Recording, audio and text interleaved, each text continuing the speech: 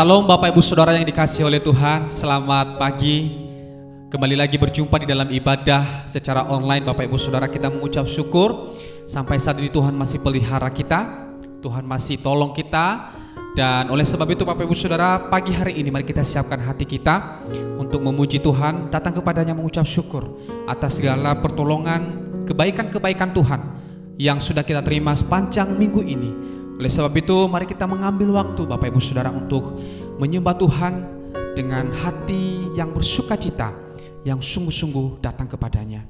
Sebelum kita memulai ibadah kita, mari kita berdoa. Haleluya. Bapa di dalam kerajaan surga, kami mengucap syukur kepadamu Tuhan buat kasih setiamu. Terima kasih ya Tuhan buat pemeliharaanmu atas kehidupan kami.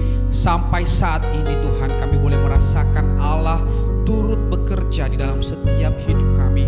Dan pada pagi hari ini Tuhan, kami mau datang kepada Tuhan. Kami mau menyembah Tuhan, kami mau memuji Tuhan dalam ibadah kami. Kami menaikkan ucapan syukur kami kepada Allah sebab kebaikan-kebaikan-Mu yang telah Engkau limpahkan atas kami. Kiranya Engkau hadir di tengah-tengah kami Tuhan. Engkau hadir di tengah-tengah jemaat-Mu dimanapun mereka berada. Kiranya pengurapan-Mu ada di atas mereka Tuhan. Biarlah kiranya Roh-Mu yang bekerja di tengah-tengah mereka. Terima kasih Tuhan. Kami menyerahkan ibadah kami pada hari ini ke dalam tangan-Mu. Di dalam nama Tuhan Yesus kami berdoa dan mengucap syukur. Haleluya. Amin. Mari kita datang kepada Tuhan, kita naikkan ucapan syukur kita kepadanya sebab Dia Tuhan Allah yang telah menyelamatkan kita. Haleluya, haleluya, haleluya. Terima kasih, terima kasih. Haleluya. Kau Tuhan yang selamatkan. Kau Tuhan yang selamatkanku. Terima kasih Yesus. Kau Tuhan yang pulihkanku. Terima kasih. Kau Tuhan, Kau Tuhan yang sembuhkanku. Terima kasih Yesus. Kau Tuhan memberkatiku. Terima kasih. Sekali lagi katakan, Kau Tuhan yang selamatkanku. Haleluya. Kau Tuhan yang selamatkanku.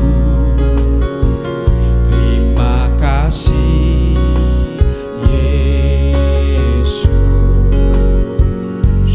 Kau Tuhan yang pulihkanku. Terima kasih. Kau Tuhan, Kau Tuhan yang sembuhkanku. Terima kasih Yesus. Kau Tuhan yang sembuhkanku. Terima kasih. Segala pujian, segala pujian dan syukur hanya bagimu Yesus.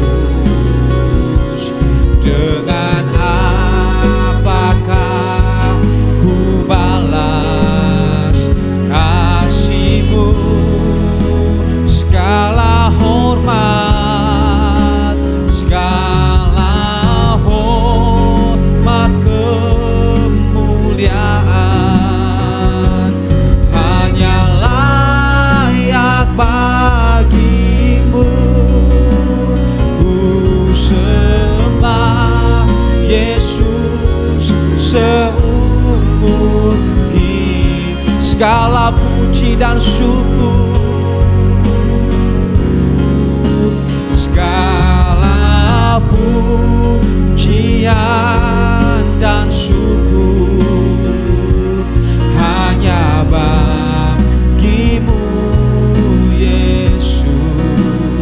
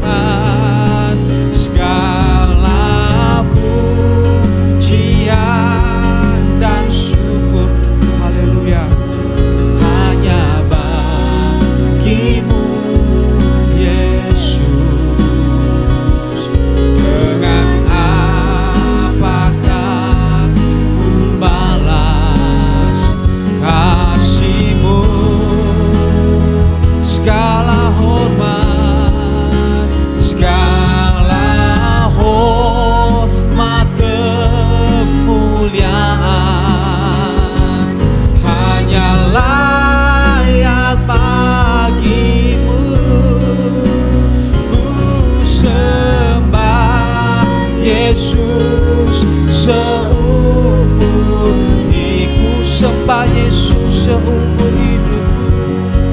Oh, ku sembah Yesus seumur hidupku. Sembah Yesus seumur hidupku. Ku sembah Yesus seumur hidupku. Haleluya. Ku sembah Engkau Yesus. Ku sembah Engkau Tuhan. Engkau Allah yang kami sembah, Allah yang kami muliakan, Allah yang kami tinggikan. Terima kasih Yesus yang ajaib. Kami bersyukur ya Tuhan. Segala pujian, segala hormat, segala syukur kami hanya bagi-Mu Yesus. Terima kasih ya Tuhan. Terima kasih. Terima kasih ya Allah. Kami bersyukur, Allah yang ajaib. Terima kasih ya Tuhan. Haleluya. Terima kasih. Haleluya. Haleluya. Haleluya. Sebab Tuhan baik, bahwasanya untuk selamanya kasih setianya. Sebab Tuhan baik, sebab Tuhan baik, bahwasanya untuk selamanya kasih sebab Tuhan baik, sebab Tuhan baik, sebab Tuhan baik,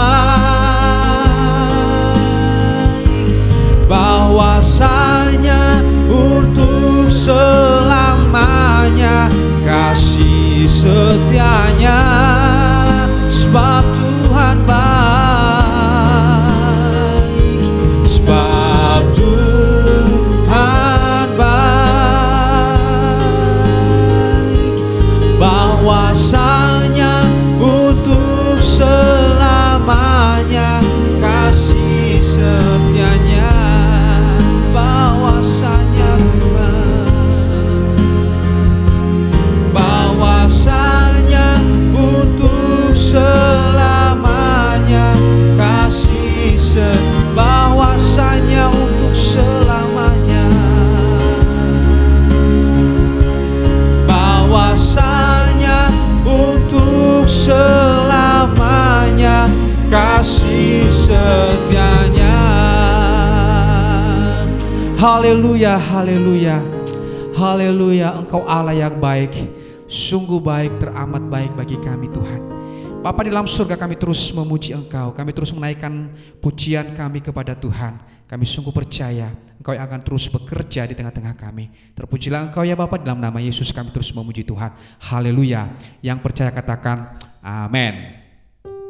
Haleluya. Bapak Ibu Saudara yang dikasihi oleh Tuhan, mari kita terus memuji Tuhan. Mari kita bangkit berdiri bersama-sama. Mari kita angkat suara kita, sorak-sorai kita kepadanya. Dia Allah yang layak ditinggikan, Allah yang layak diagungkan. Sungguh nyata kasih-Mu. Haleluya.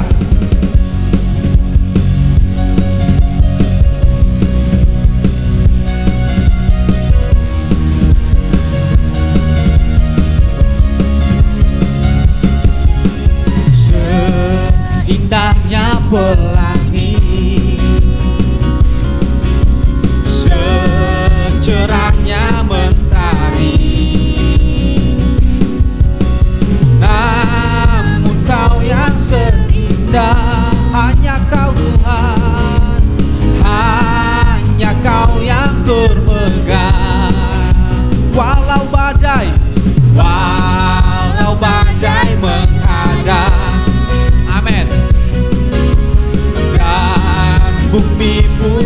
bergoncang. Namun Kau Tuhan, Namun Kau yang setia menjagaku, menjagaku selamanya. sungguh nyata kasih-Mu di sepanjang hidupku. Dengan darah-Mu Kau tebus dosaku. Sungguh nyata kasih-Mu di sepanjang hidupku. Segenap hatiku hanyalah untuk-Mu. Amin. Haleluya.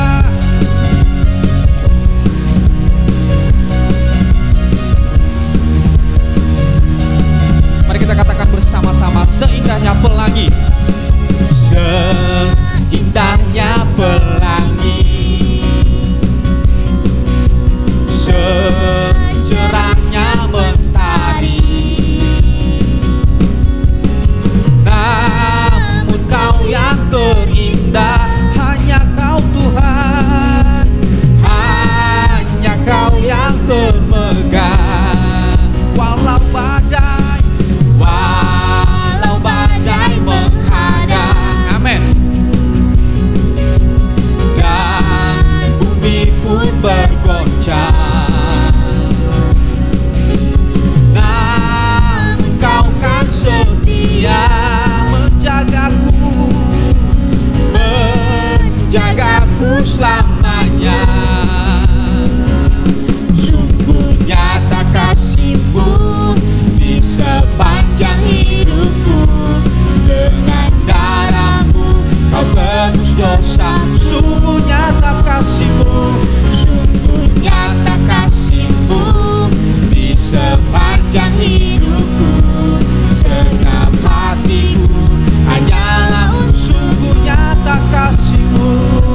Sungguh nyata kasih-Mu di sepanjang hidupku. Dengan darah-Mu Kau tebus dosaku.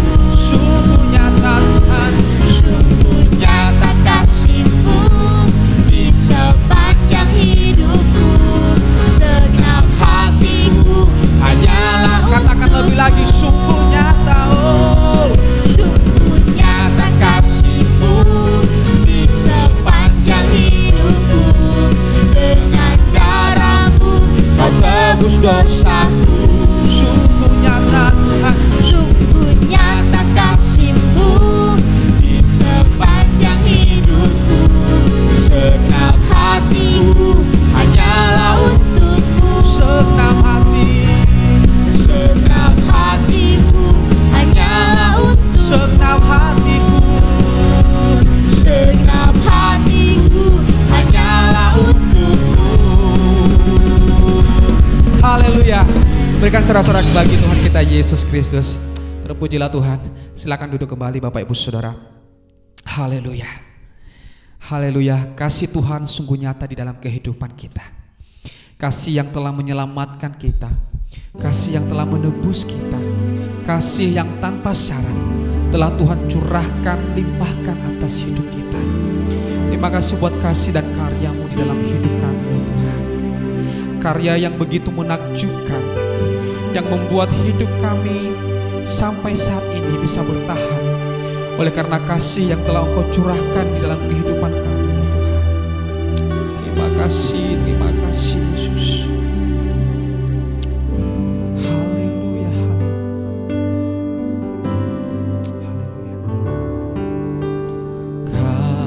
Kasih-Mu, karya-Mu nyata dalamku. Kau pegang hidup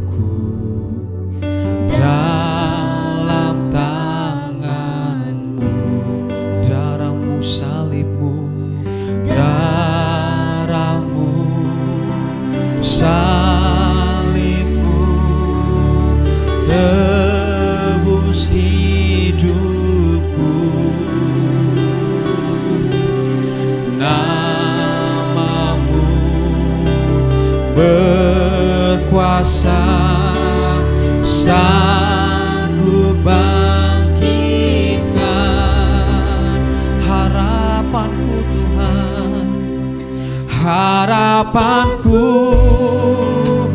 di dalam-Mu, hanya Kau Yesus kuatku. Ku percaya, ku aman dalam-Mu.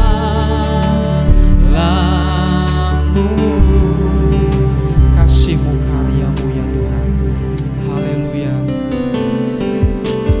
Kasih-Mu, karya-Mu, nyata dalam-Ku. Kau pegang hidupku, Kau pegang hidupku dalam tangan, darah-Mu, salib-Mu Tuhan. darah-Mu, salib-Mu tebus hidupku. Nama-Mu berkuasa, sanggup bangkitkan Harapanku Tuhan, harapanku di dalam-Mu, hanya Kau Yesus kuatku. Ku percaya, ku aman dalam harapanku Tuhan.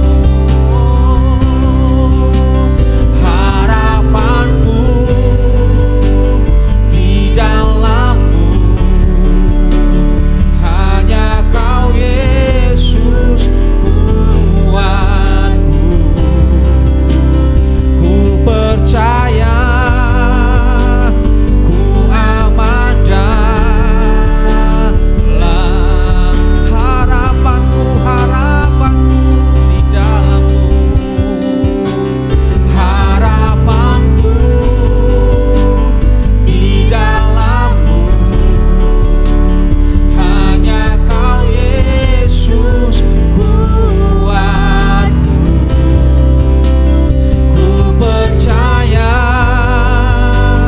ku aman dalam, Ku percaya Tuhan. ku percaya, ku aman dalam. Ku percaya kepadamu. Ku percaya, ku aman dalam-Mu.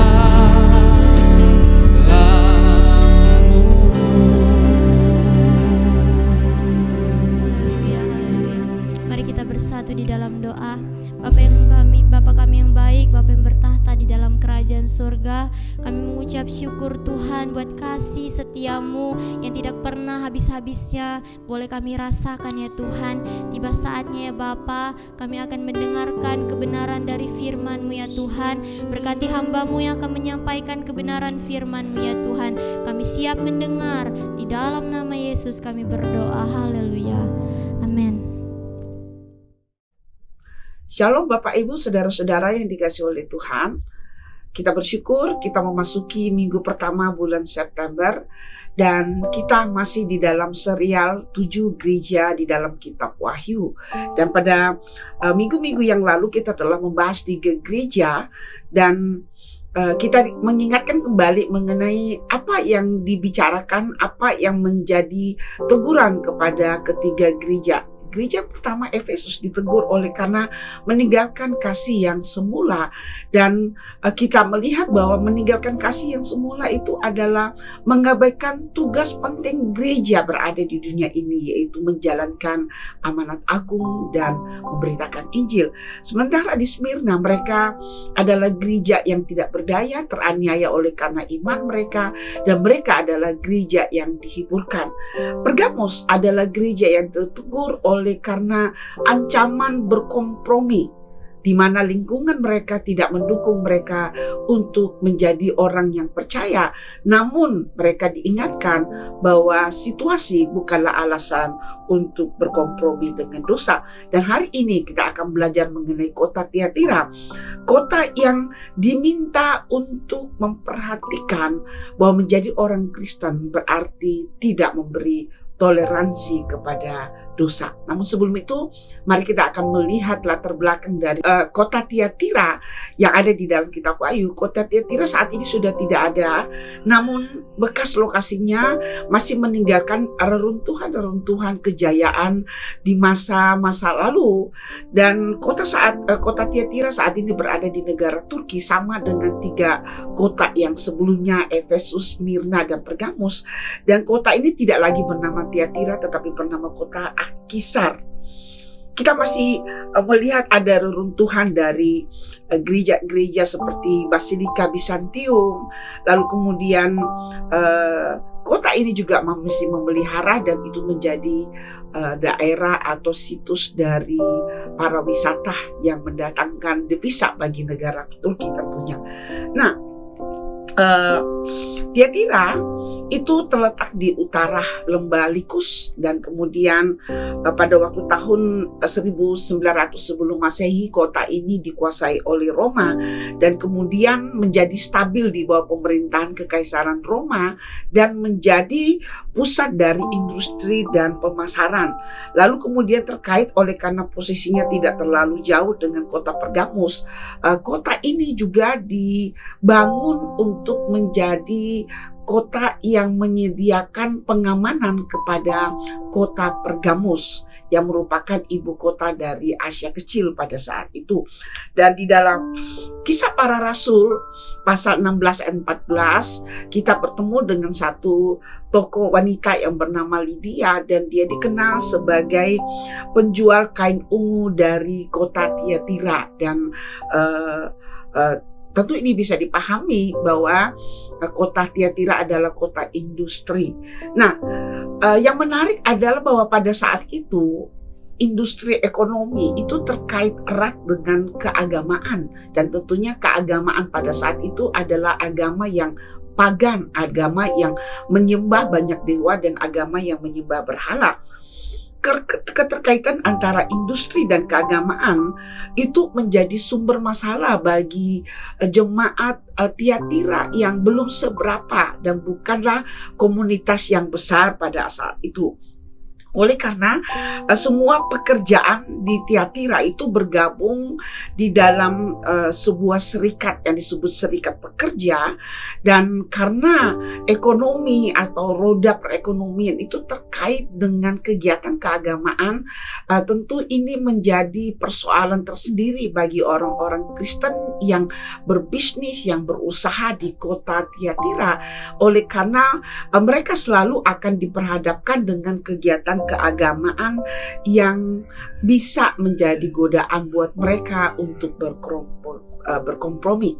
Nah, pertanyaannya adalah bagaimana kehidupan gereja di dalam situasi kota seperti ini? Mari kita baca Wahyu pasal 2 ayat 18 dan seterusnya.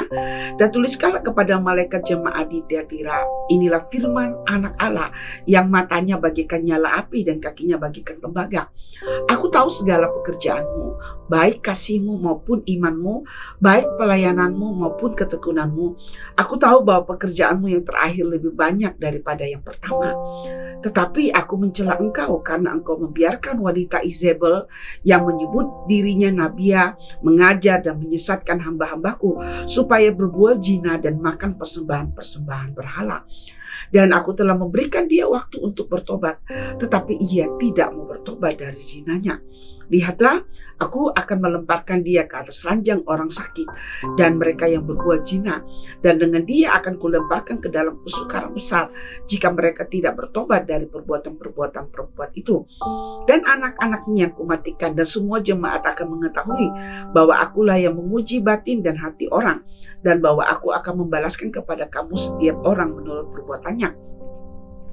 Tetapi kepada kamu, yaitu orang-orang lain di Tiatira yang tidak mengikuti ajaran itu dan yang tidak menyelidiki apa yang mereka sebut seluk-beluk iblis, kepada kamu aku berkata, aku tidak mau menanggungkan beban lain kepadamu. Tetapi apa yang ada padamu peganglah itu sampai aku datang. Dan barang siapa menang dan melakukan pekerjaanku sampai kesudahannya, kepadanya akan kukaruniakan kuasa atas bangsa-bangsa. Dan ia akan memerintah mereka dengan tongkat besi. Mereka akan diremukkan seperti tembikar tukang periuk, sama seperti yang kuterima dari Bapakku. Dan kepadanya akan kukaruniakan bintang timur. Siapa bertelinga, hendaklah ia mendengarkan apa yang dikatakan Roh kepada jemaat. Bapak, Ibu, Saudara-saudara, dari pembacaan ini tampaknya Tiatira itu jemaat yang sangat bertumbuh, sangat positif dinilai, ya, dan apa yang mereka mulai dengan baik itu tidak mengalami kemunduran, mereka mengalami perkembangan. Di dalam ayat 19 Yesus berkata, aku tahu segala pekerjaanmu, baik kasihmu maupun imanmu, baik pelayananmu maupun ketekunanmu. Aku tahu bahwa pekerjaanmu yang terakhir lebih banyak daripada yang pertama. Jemaat di Tiatira dipuji oleh Tuhan Yesus, pemilik gereja itu sendiri, sebagai gereja yang bertumbuh di dalam segala hal. Kasih mereka bertambah dan diwujudkan dalam tindakan pelaksanaan amanat agung. Kebalikan dari jemaat di Efesus yang oleh karena ketakutan mereka kepada ajaran-ajaran yang sesat, lalu mencoba untuk memelihara doktrinal mereka mengabaikan penjangkauan kepada orang-orang yang belum percaya. Di Tiatira, iman dan kasih ini berjalan beriringan. Demikian juga dengan pelayanan mereka dan ketekunan mereka. Bahkan mereka dinilai menjadi lebih terlibat dalam seluruh aspek tersebut. Intinya bahwa Tiatira dipuji dalam perkembangan pelayanan mereka yang lebih besar daripada yang pertama. Ini kontras dengan jemaat Efesus yang dinilai mereka telah jatuh teramat dalam. Pekerjaan mereka yang pertama itu lebih kecil daripada yang pekerjaan mereka yang pertama lebih besar daripada yang terakhir. Tetapi jemaat di Tiatira dinilai bahwa pekerjaanmu yang terakhir lebih besar daripada yang pertama. Oleh karena mereka menempatkan kasih dan iman ini tumbuh bersama, bukan terbalik. Mereka tidak mengabaikan kasih, mereka juga tidak mengabaikan iman dan juga doktrinal. Jadi Bapak Ibu, gereja yang bertumbuh, gereja yang akan terus mengalami perubahan adalah gereja yang didorong oleh motif kasih dan iman sebagai aktivitas mereka. Dan kemudian kalau itu diterapkan, maka pelayanan dan ketabahan atau ketekunan itu akan mengikuti mereka di dalam kehidupan bergereja. Dan ini ada di dalam jemaat di Tiatira. Nampaknya harus sampai di sini saja, ya, tinggal tunggu Tuhan Yesus datang. Tetapi di dalam ayat yang pertama dikatakan Yesus itu adalah pemilik gereja, dia adalah firman Allah. Dia berkata sebagai pemilik gereja dan berkata, aku memiliki mata yang mampu melihat hal-hal yang kecil sebelum engkau menyadari. Di dalam kehidupan bergereja Tiatira ada bahaya laten, ada potensi kalau dibiarkan, maka itu akan menghancurkan gereja tersebut. Ya, jadi di dalam komunitas yang hidup dan bertumbuh ini ada sesuatu yang kalau tidak segera ditangani akan menjadi raksasa yang susah untuk ditangani, bahkan berbalik menghancurkan kehidupan bergereja. Jadi persoalan di Pergamus ini sedikit banyak memiliki persamaan dengan jemaat yang ada di Tiatira, yaitu potensi godaan untuk menganut gaya hidup berkompromi. Ya, karena hidup di tengah kota yang Pergamos disebut sebagai tahta iblis. Lalu kemudian Tiatira itu tidak memisahkan antara hidup bisnis mereka dengan keagamaan mereka. Godaan untuk berkompromi itu sangat besar, Bapak Ibu. Ya, kalau udah berkaitan dengan masalah perut, biasanya ini kadang-kadang orang akhirnya menyingkirkan hal yang terpenting dalam hidupnya, yaitu Tuhan. Bukankah banyak orang yang meninggalkan imannya, menjual imannya karena persoalan perut? Dan ini disadari oleh Tuhan. Jikalau mereka terus berada di dalam situasi itu, potensi itu ada. Nah, kalau di Pergamos, Bapak Ibu, nampaknya pengaruh atau bahaya berkompromi ini itu datang dari luar menyusup ke dalam gereja, ya. Namun di Tiatira ini didapati itu bukan baru menyusup, sudah ada di dalam, walaupun belum seperti mempengaruhi jemaat secara masif, tetapi sudah mulai ada mulai ajaran-ajaran yang mendukung mereka, orang-orang Kristen, untuk mengkompromikan iman mereka dengan situasi yang jahat, situasi yang paganis, situasi yang menyembah berhala. Bahkan pengajar-pengajar yang mempromosikan kompromi ini. Jadi bahaya yang dihadapi oleh jemaat yang ada di Tiatira itu adalah toleransi kepada dosa. Apa bahaya dari kompromi dan toleransi, Bapak Ibu? Saya berpikir bahwa persoalan di Tiatira ini sama dengan kehidupan kita saat ini.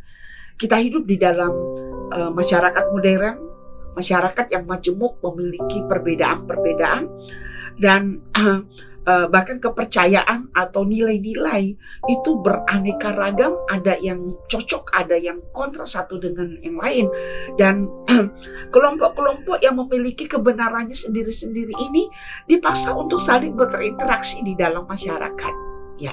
Dan tentu nanti akan ada yang namanya relasi kuasa di situ, yang lebih agresif bisa mempengaruhi yang tidak agresif.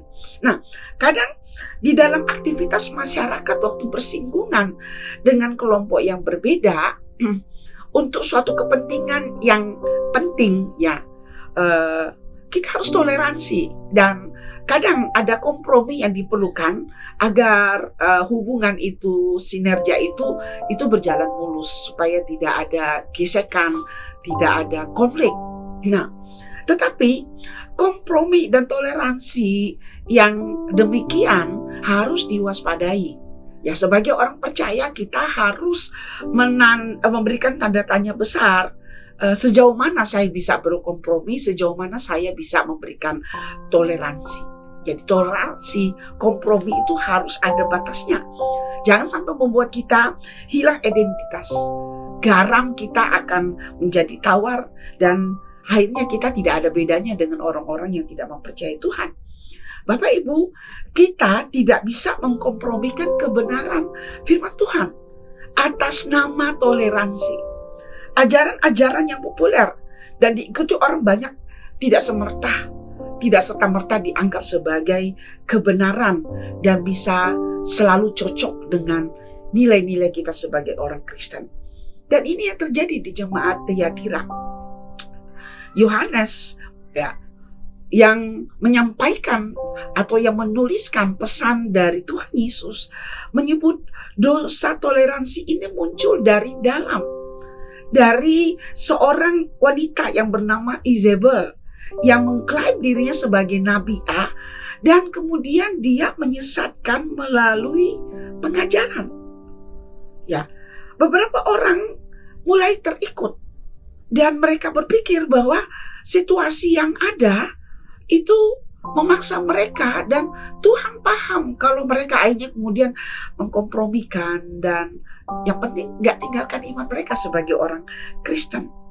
Nah, ini terkait lagi dengan situasi latar belakang ekonomi, politik, sosial kemasyarakatan yang ada di Tiatira, di mana kegiatan perekonomian dan seluruh sendi-sendi itu tidak bisa dilepaskan dari sistem atau kepercayaan keagamaan mereka sebagai orang yang menyembah berhala, dan tentu penyembahan mereka kepada berhala tersebut mempengaruhi nilai-nilai mereka yang ada kadangkala itu bertentangan dengan nilai-nilai secara khusus kekudusan orang percaya.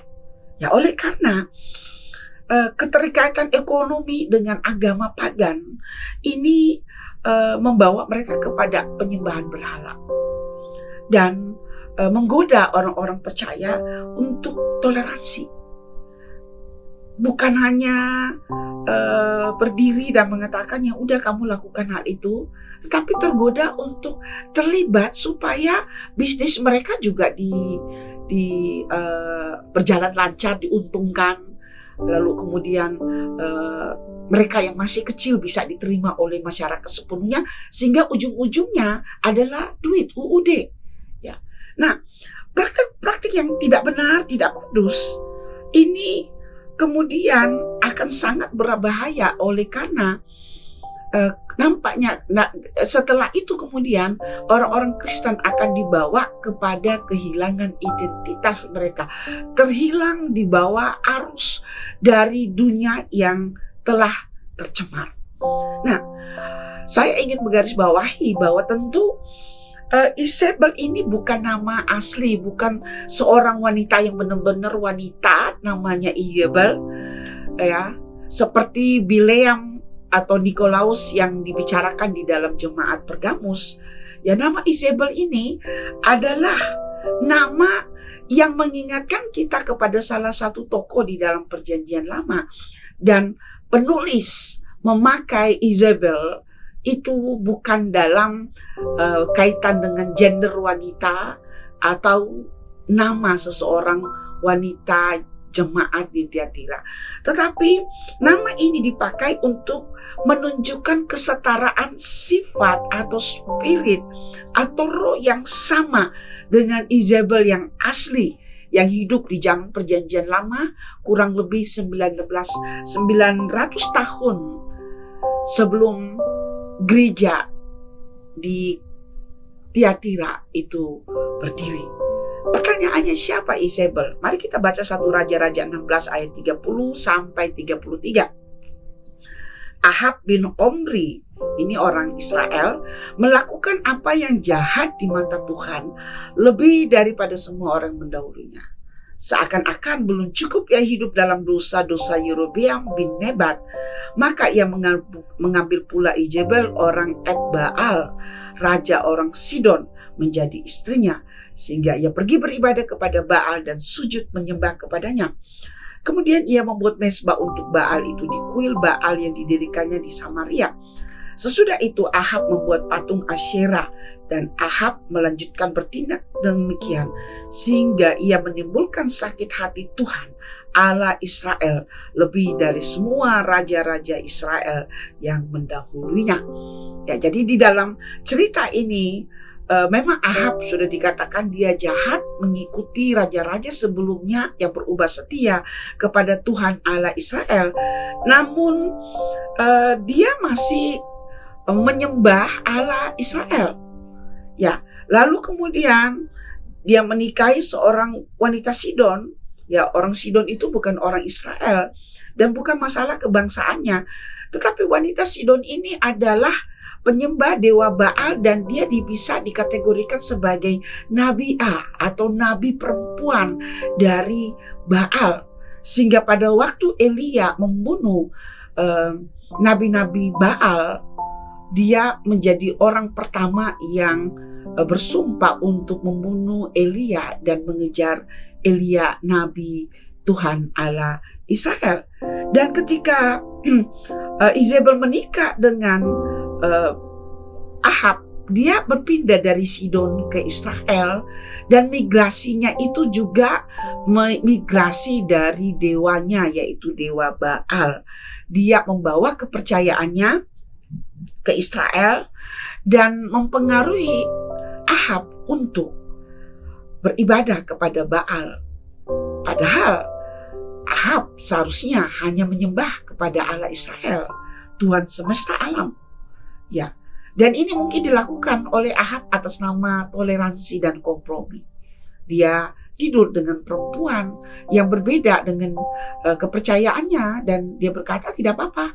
Ya, selama saya masih menyembah kepada Yehova, Tuhan Allah Israel tersebut, tidak apa-apa saya menyembah kepada Allah istri saya juga. Bahkan kemudian dia menambahkan Allah-Allah yang lain dari Baal. Dikatakan dia juga membangun kuil dari dewa Asyerah. Ya, bahkan kemudian tindakan raja ini diikuti oleh orang-orang Israel, dan saya bisa pastikan bahwa Izebel ada di balik ini. Dia tentu mempromosikan, mengiklankan dewa yang dia sembah kepada orang-orang Israel. Jadi Izebel memakai relasi kuasa untuk menyebarkan kepercayaan yang sangat bertentangan dengan apa yang diberikan oleh Tuhan Allah Israel kepada Abraham, kepada orang-orang Israel di Bukit Sinai, dan juga kepada nabi-nabi Allah yang telah dipercayakan untuk menggembalakan orang Israel. Nah, Izebel tidak melarang Ahab untuk menyembah Tuhan Allah Israel dan juga orang Israel. Ya, tidak dilarang. Ya, mereka tidak diminta untuk berhenti. Tetapi dia hanya mengatakan, saya minta persamaan hak dong. Ya, kalau kamu menyembah dewamu, ya saya juga berhak untuk menyembah dewa saya. Nah, masalahnya di mana? Penyembahan kepada dewa Baal ini berkaitan dengan ajaran yang kompromistis terhadap tindakan amoralitis. Oleh karena penyembahan kepada dewa ini melibatkan tindakan-tindakan atau ritual-ritual yang amoral, yang membawa orang-orang Israel kepada apa yang disebut sebagai ritual pelacuran bakti, tindakan amoralitas di dalam penyembahan kepada dewa Baal ataupun dewa Asyerah yang dibawa oleh bangsa-bangsa asing kepada Israel, dan mereka terbuka kepada orang asing tersebut, dan orang asing bergerilya dari dalam untuk melakukan ekspansi dari apa yang mereka percayai. Dan dalam hal ini pengajar sesat yang ada di dalam jemaat di Tiatira itu memiliki kesamaan dengan spirit dari Ratu Izebel di dalam Perjanjian Lama, membawa jemaat di Tiatira tersesat dan berkompromi dengan situasi atau kondisi. Itulah sebabnya orang-orang ini mereka disebut sebagai perempuan yang bernama Izebel. Nah, apa ajaran yang diajarkan oleh Izebel di Tiatira? Kita bisa melihat di dalam ayat 20, tetapi aku mencela engkau karena engkau membiarkan wanita Izebel yang menyebut dirinya Nabiah mengajar dan menyesatkan hamba-hambaku supaya berbuat zina dan makan persembahan-persembahan berhala. Jadi pengaruh yang membuat jemaat ini mempercayai oleh karena ada relasi kuasa. Ya, orang yang menyampaikan ajaran ini yang membawa spirit Izebel ini itu mengklaim diri mereka sebagai nabiah. Siapa nabi? Nabi itu orang yang dipercayai memiliki koneksi langsung dengan Tuhan. Apa yang mereka katakan itu adalah firman Tuhan karena mereka menerima wahyu dari Tuhan. Dan orang-orang yang tidak aware, tidak peka, tidak waspada, atau memiliki ketertarikan tanpa berhati-hati, kemudian mereka akhirnya mempercayai bahwa ini adalah firman Tuhan, ini lebih cocok dengan situasi saya. Ya, ajaran yang disampaikan oleh para rasul itu terlalu berat. Kita diminta untuk memisahkan diri dari dunia ini. Ya. Dan pertanyaannya yang lain adalah mengapa orang-orang ini bisa menoleransi hal itu? Tidak bisa melihat ajaran yang disebarkan itu adalah ajaran yang palsu. Kalau kita lihat di dalam ayat yang ke-24, tetapi kepada kamu, yaitu orang-orang lain di Tiatira yang tidak mengikuti ajaran itu dan yang tidak menyelidiki apa yang mereka sebut seluk-beluk iblis, kepada kamu aku berkata, aku tidak mau menanggungkan beban lain kepadamu. Nah, seluk-beluk iblis itu apa? Ya. Jadi sebenarnya tentu waktu orang yang mengklaim diri mereka sebagai nabi Allah yang memiliki hubungan langsung dengan Tuhan, mereka memiliki lift pribadi, bisa bebas, dan apa yang mereka sampaikan itu firman Tuhan langsung yang mereka dengar dengan telinga jasmani mereka, tentu tidak akan datang kepada jemaat di Tiatira dan berkata, kami sudah mempelajari seluk-beluk iblis. Ucapan ini ditulis sebagai sebuah sarkastik atau pembalikan atau teguran secara kasar kepada orang-orang ini.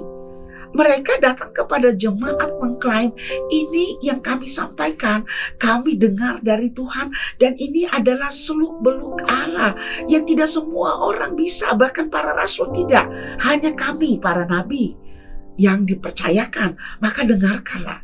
Jadi seluk-beluk iblis itu adalah bahasa sarkastik dari Yohanes yang tentu tidak akan dipakai oleh penyesat yang giat bergerilya di dalam jemaat supaya mereka disesatkan. Untuk meyakinkan ajaran mereka, mereka memakai istilah-istilah yang memiliki kuasa, memiliki otoritas. Ya, dia itu adalah orang yang lebih dekat dengan Tuhan. Dan kemudian Yohanes berkata kepada jemaat Tiatira waktu dia menuliskan surat ini, apa yang mereka katakan sebagai seluk-beluk Allah itu sebenarnya adalah seluk-beluk iblis. Oleh karena apa? Membuat engkau tersesat, membuat engkau mengkompromikan nilai-nilai Kristen yang engkau dengarkan dari para rasul. Bapak Ibu, lingkungan kita menggoda kita, memberikan kita informasi-informasi untuk memaksa kita bersikap toleransi terhadap gaya hidup yang ada di sekeliling kita. Bahkan sampai toleransi kepada hal-hal yang kadang kita sangat tahu itu salah.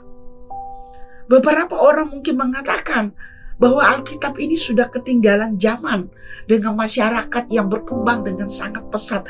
Teknologi kemajuan yang bisa dikatakan seperti kecepatan yang tidak terbendung. Dan kita harus menyesuaikan, kalau tidak kita akan tertinggal. Dan penyesuaian itu sampai kepada mengkompromikan kepercayaan kita kepada Tuhan.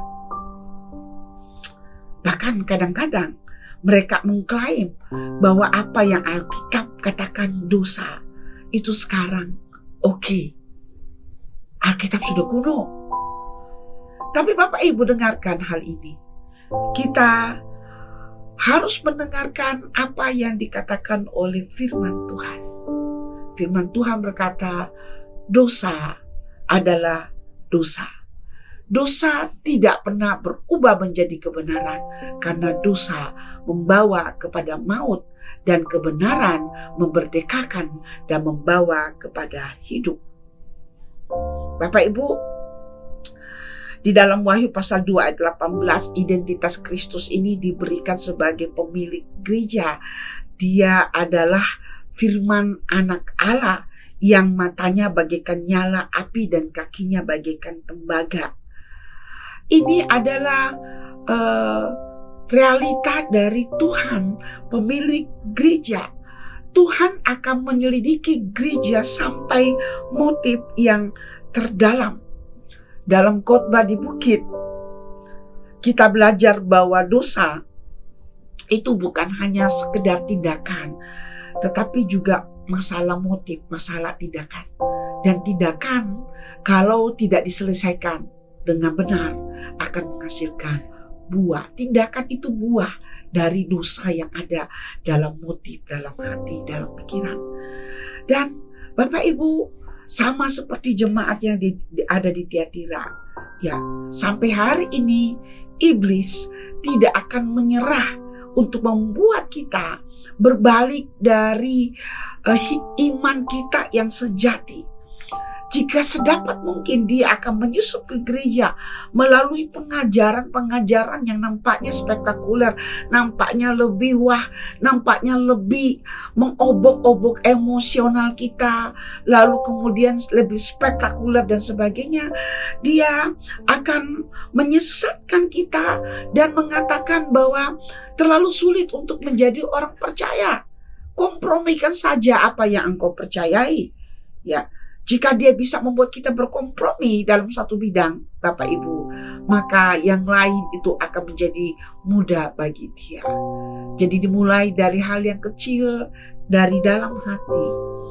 Jikalau tidak diselesaikan, maka itu akan berkembang dan kemudian menghasilkan maut, kematian. Jadi motif yang salah oleh karena ajaran yang salah ini harus dilawan, harus dikoreksi. Dan yang bisa mengoreksi itu adalah Tuhan Yesus sendiri melalui firman-Nya, melalui Roh-Nya yang kudus. Kita mendengarkan firman Allah dan kemudian Roh Kudus mengingatkan firman itu, sehingga kita mencocokkan firman yang kita dengar dengan apa yang baru, yang nampaknya kebenaran yang bisa membawa kita ke dalam toleransi kepada dosa. Jadi Bapak Ibu, untuk kita yang hidup di dalam dunia yang penuh dengan tawaran-tawaran, hidup yang menggoda kita untuk berkompromi atau toleransi kepada ketidakbenaran, kepada apa yang bertentangan dengan firman Tuhan. Tuhan mengatakan, peganglah apa yang ada padamu. Tetapi bagi mereka yang tersesat oleh karena berpikir bahwa mereka bisa mengkompromikan kebenaran karena situasi yang sulit, firman Tuhan mengatakan bertobat. Obat penawar dari dosa itu adalah bertobat. Dan Tuhan itu akan memberikan kesempatan kepada orang-orang yang telah hidup di dalam dosa. Namun, kasih karunia Allah itu tidak bisa diinjak-injak. Ada saatnya Allah akan berhenti memberi kesempatan dan berperkara serius dengan orang yang telah jatuh ke dalam dosa. Ayat 21. Dan aku telah memberikan dia waktu untuk bertobat, tetapi ia tidak mau bertobat dari zinanya. Bapak Ibu, Tuhan tidak mentolerir dosa. Dia akan memperlakukan orang tersebut sesuai dengan perbuatan dosanya. Dan Tuhan Yesus memperingatkan kepada jemaat di Tiatira dan juga kepada kita untuk memastikan tidak terlibat atau bahkan tidak mentolerir rahasia seluk-beluk iblis tersebut. Ya. Tuhan tidak memaksakan suatu beban rohani atau gaya hidup yang lebih suci daripada apa yang telah Dia sampaikan dalam firman Tuhan. Kita hanya perlu kembali kepada apa yang dikatakan oleh firman Tuhan. Yohanes menulis kepada orang-orang percaya, bukan kepada orang yang tidak percaya. Jadi seruan untuk bertobat kini ditujukan kepada orang yang mengatakan dirinya saya Kristen. Saya penuh kasih. Saya melayani. Saya bertekun. Apalagi, saya sangat beriman. Tetapi ada hal yang mereka harus bertobat, yaitu spirit berkompromi, spirit mentolerir dosa. Inilah pentingnya Bapak Ibu Saudara-saudara. Mengapa kita perlu berdoa kepada Tuhan untuk meminta Roh Kudus menyelidiki hati kita dan untuk mempertimbangkan bagaimana kita hidup. Pertanyaan kepada jemaat Tiatira bukan apakah engkau mencintai Tuhan, atau apakah engkau memiliki iman, Atau apakah engkau berbuat baik untuk membantu orang lain? Apakah engkau bertekun? Karena mereka selesai di situ. Pertanyaan yang harus diajukan kepada Tiatira dan juga kepada kita yang sedang hidup dalam usaha mengkompromikan kebenaran yang kita percayai. Apakah saya toleran terhadap dosa dalam hidup saya? Dan apakah saya mau bertobat? Apakah Bapak Ibu akan menghadapi dosa kompromi rohani yang telah mempromosikan gaya hidup yang tidak saleh? Apakah Bapak Ibu akan melawan itu? Atau Bapak Ibu akan mentolerir? Kita harus menerapkan kebenaran firman Tuhan dalam segala situasi. Dan meminta Roh Kudus untuk memberikan kita kepekaan. Untuk memberikan kita telinga mendengarkan apa yang dikatakan dalam hati kita oleh Roh Kudus. Dan untuk mengakui dosa kita jikalau kita akhirnya dapati kita ditegur untuk dosa tersebut. Sepenuhnya memeluk tanpa syarat kasih dan pengampunan dari Allah. Ayat 29 berkata, siapa bertelinga, hendaklah ia mendengarkan apa yang dikatakan Roh kepada jemaat. Apakah kita sebagai orang Kristen sudah sempurna dan tidak mungkin bersalah? Tidak Bapak Ibu, dalam faktanya kita masih sering salah. Tetapi orang percaya selalu dipanggil untuk tidak hidup dalam dosanya, apalagi disesatkan. Kalau orang sudah disesatkan, dia tidak akan menyadari bahwa hidupnya sedang dalam dosa. Dia akan terus hidup, bahkan menghidupi dosa itu menjadi lebih berkuasa, menjadi lebih besar di dalam hidupnya. Dan ini yang Tuhan tidak mau. Kita diminta untuk bertobat. Ya, kita diminta untuk menjalani gaya hidup yang tidak kompromi secara rohani dan menolak disesatkan oleh ajaran palsu. Kebenaran Tuhan adalah kebenaran yang membebaskan orang percaya. Dan iman dan kasih kepada Allah, kasih kepada sesama, kasih yang akan membimbing orang Kristen untuk bertekun dan menjalani hidup mereka di dalam ketaatan, dalam kasih kepada Kristus. Ketika Bapak Ibu bertekun dalam iman, harapan dan kasih dalam Kristus, lalu kemudian membiasakan telinga rohani untuk peka kepada sesuatu yang bisa mencemari kebenaran firman Tuhan, maka kita itu akan memberikan sesuatu yang harum kepada Tuhan.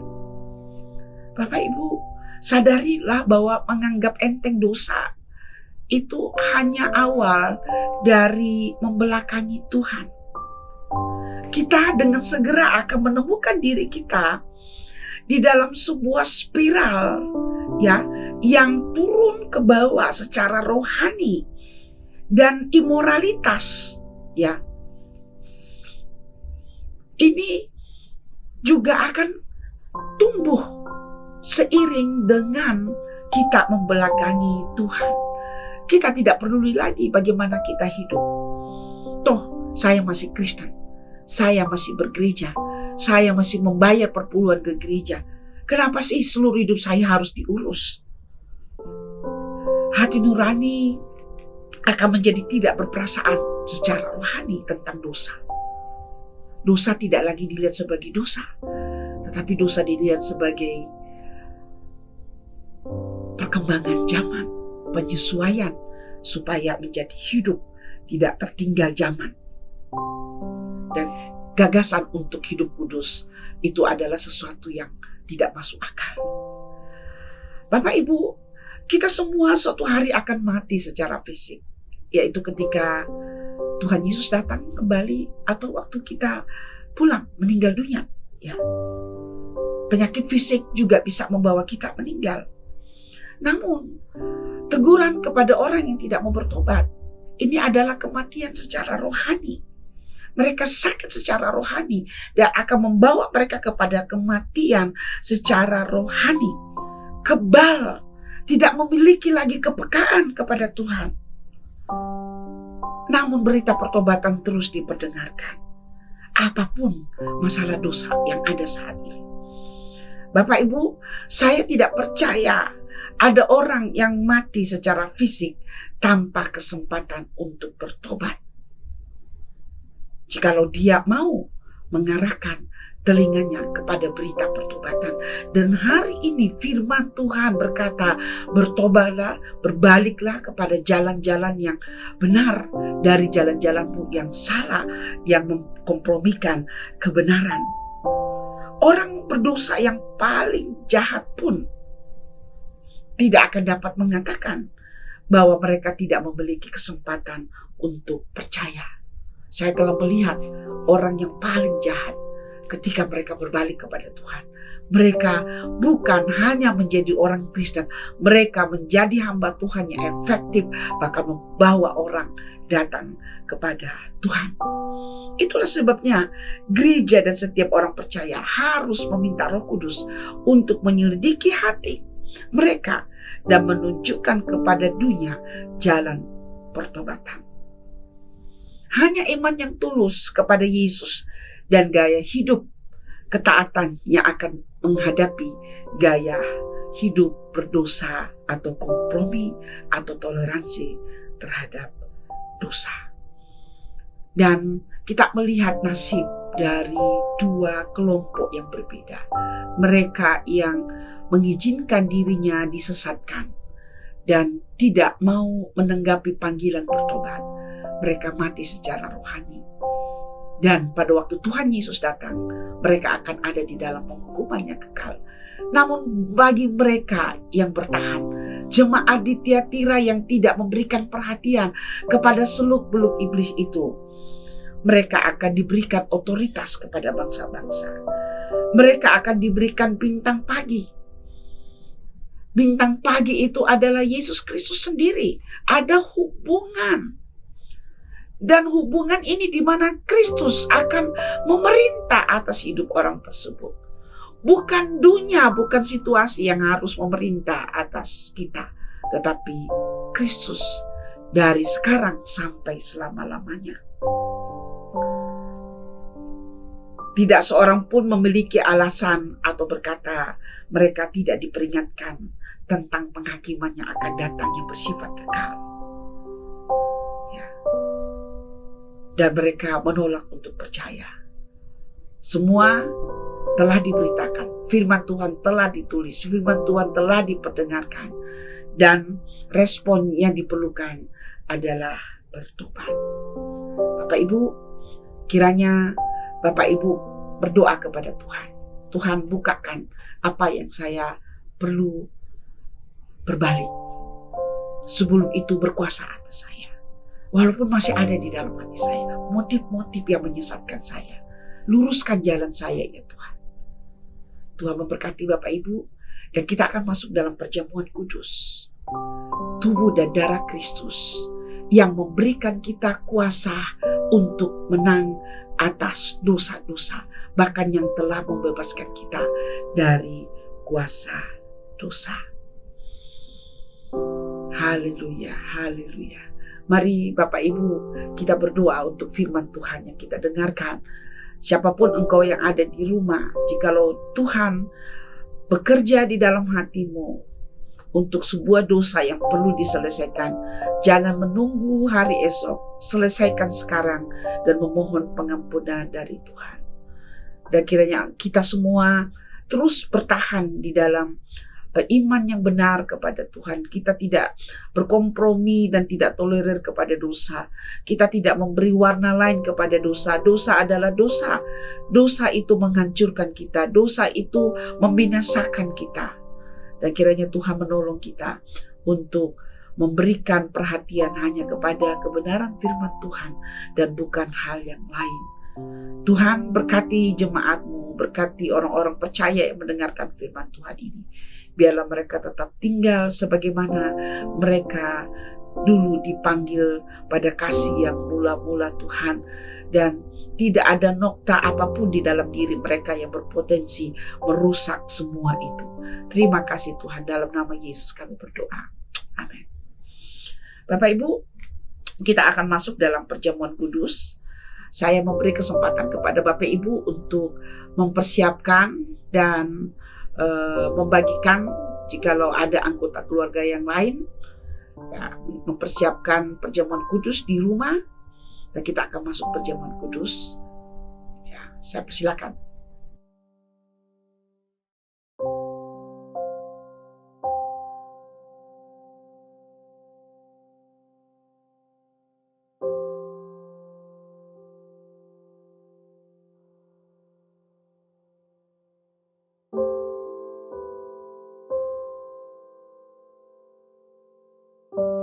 Baiklah Bapak Ibu, kalau kita sudah menyiapkan roti dan anggur, mari kita siapkan hati untuk memasuki perjamuan kudus ini, dan mari sekali lagi kita berdoa untuk roti dan anggur yang merupakan lambang dari tubuh dan darah Kristus. Bapak, terima kasih buat firman-Mu, terima kasih buat kesempatan kami merayakan perjamuan kudus. Kami mengarahkan hati dan iman kami kepada tubuh Kristus yang dihancurkan bagi kami dan darah Kristus yang dicurahkan bagi kami, supaya kami diampuni dan diberikan kehidupan. Tuhan, kami akan masuk dalam perjamuan kudus. Berkati roti dan anggur ini menjadi berkat buat kami, Tuhan. Kami melakukan ini untuk mengingat Engkau sampai Engkau datang pada kali yang kedua. Di dalam nama Yesus kami berdoa. Amin. Mari kita mengangkat roti di tangan kanan kita dan dengarkan firman Tuhan. Sebab apa yang telah aku teruskan kepadamu telah aku terima dari Tuhan, yaitu bahwa Tuhan Yesus pada malam waktu ia diserahkan mengambil roti, dan sesudah itu ia mengucap syukur atasnya. Ia memecah-mecahkannya dan berkata, inilah tubuhku yang diserahkan bagi kamu.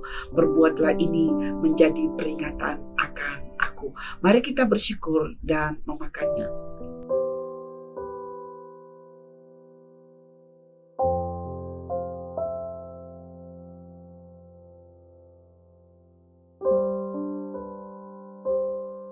Oleh bilur Yesus, segala sakit penyakit disembuhkan. Mari kita mengangkat cawan.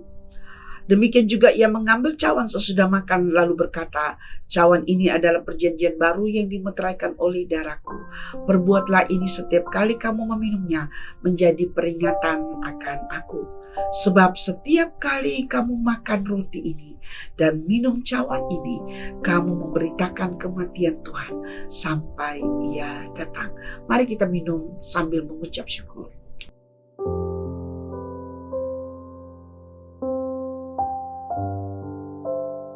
Haleluya. Puji Tuhan. Haleluya. Biarlah berkat Tuhan akan menyertai Bapak Ibu dalam firman dan di dalam perjamuan di mana Bapak Ibu mengambil bagian. Tuhan memberkati Bapak Ibu. Sekarang kita akan masuk dalam doa syafaat dan juga doa penutup. Mari kita berdoa. Tuhan, kami mengucap syukur. Tuhan, kami menyerahkan seluruh kehidupan kami ke dalam tangan-Mu. Engkau terus memimpin kami. Dan saat ini Tuhan, kami berdoa untuk kehidupan bangsa negara kami. Kiranya keamanan, kesejahteraan ada di atas bangsa ini. Engkau memberkati para pemimpin kami bekerja dengan hati nurani yang takut akan Tuhan. Bekerja dan melayani, mengabdi kepada bangsa ini untuk yang terbaik. Dan kami berdoa untuk krisis yang sedang ada di hadapan kami. Tuhan beri kebijakan kepada bangsa ini, sehingga bangsa Indonesia tidak akan berlarut-larut dalam resesi yang akan datang, tetapi bisa bangkit. Dan pemerintah kami diberi hikmat sama seperti Yusuf, yang mampu mengatur waktu untuk menghadapi resesi dan mempersiapkan diri demikian sehingga rakyat Indonesia bisa ada di dalam perlindungan-Mu ya Tuhan. Kami berdoa buat Kota Batam, buat roda perekonomian, buat keamanan, buat kesejahteraan, buat kemajuan-kemajuan, buat pembangunan. Tuhan, kiranya itu semuanya mempermuliakan nama-Mu. Kesejahteraan kota ini adalah kesejahteraan kami juga Tuhan. Berkati kota ini Tuhan. Kami berdoa buat gereja yang ada di seluruh dunia. Kiranya gereja-gereja di seluruh dunia akan terus setia kepada amanat agung dan tidak terbawa ke dalam kompromistis kepada situasi yang berdosa. Tuhan, kami berdoa untuk jemaat-Mu, apapun persoalan mereka, berkati mereka Tuhan, dan kuatkan mereka untuk hidup di dalam kebenaran-Mu. Terima kasih. Bapak Ibu, mari mengangkat tangan dan menerima berkat. Kiranya Tuhan memberkati engkau dengan damai sejahtera. Tuhan mencukupkan engkau di dalam segala kebutuhanmu. Tuhan memberkati engkau di dalam segala pekerjaanmu. Apapun yang dibuat oleh tanganmu menjadi berhasil ketika Tuhan menyertai engkau. Terimalah berkat dari Allah Bapa, Anak, dan Roh Kudus. Amin. Selamat siang, Tuhan memberkati. Bapak Ibu Saudara yang dikasihi oleh Tuhan, ibadah kita telah selesai. Oleh sebab itu mari kita naikkan pujian kita kepada Tuhan. Kami memuji kebesaran-Mu, ajaib Tuhan, ajaib Tuhan. Kami memuji kebesaran-Mu, ajaib Tuhan, ajaib Tuhan, ajaib Tuhan. Kami memuji kebesaran-Mu, kami memuji kebesaran-Mu, ajaib Tuhan, ajaib Tuhan, ajaib Tuhan, ajaib Tuhan, ajaib Tuhan, ajaib Tuhan, ajaib Tuhan, ajaib Tuhan,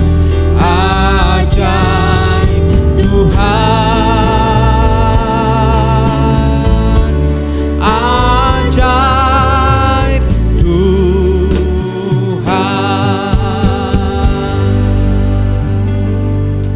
Haleluya. Selamat hari Minggu.